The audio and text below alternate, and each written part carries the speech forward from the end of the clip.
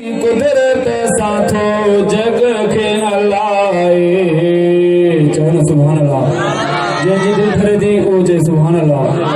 कादिर पंहिंजी कुदरत साथो जग के हलाए जग के हलाए थो रोज़ी सब खे रसाए जग के हलाए थो रोज़ी सब खे रसाए साथो जग के हलाए कादिर पंहिंजी कुदरत साथो जग के हलाए काथे पाणी अणखुटो आहे काथे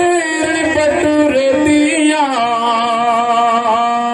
काथे पाणी अणखुटो आहे काथे पट रेतिया काथे वरी थी पोख पचे पई जॾहिं मींहुं वसाए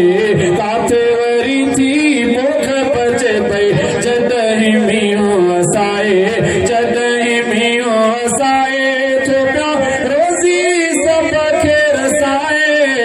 कादिर पंहिंजी कुदरत साथो जग खे हलाए कादिर पंहिंजी कुदरत साथो जग खे हलाए पाणीअ ते आ धरती बीठी थंभो नासे माननि खे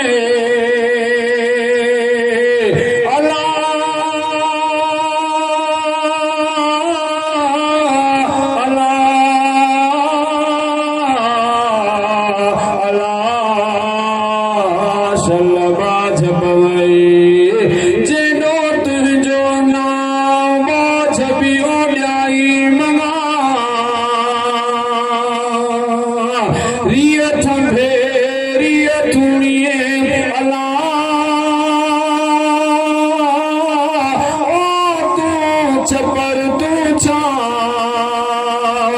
उजाड़ो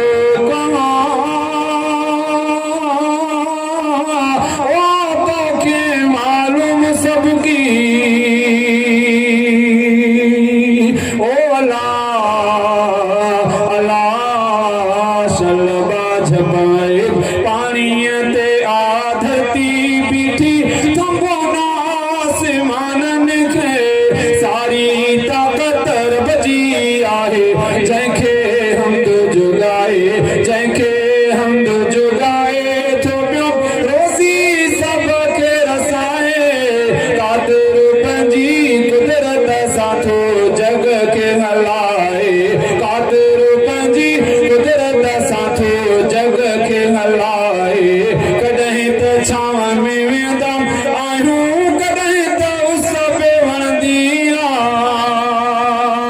कॾहिं त छांव में वेंदा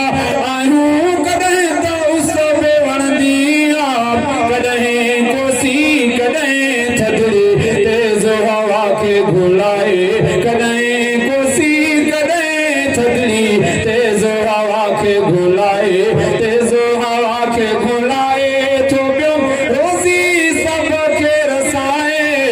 कादिर पंहिंजी कुदरत साथो जग खे हलाए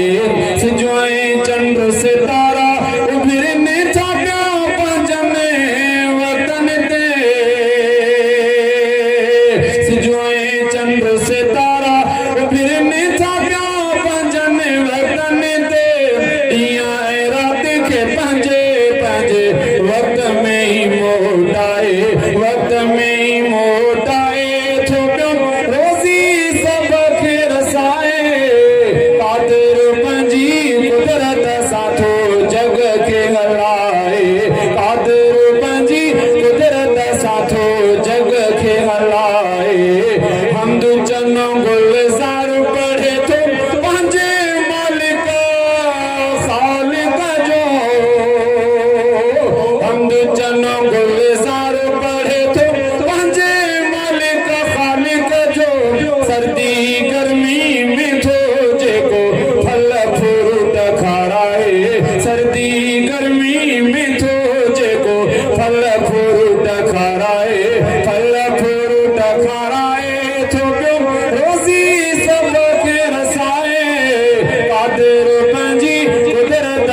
थो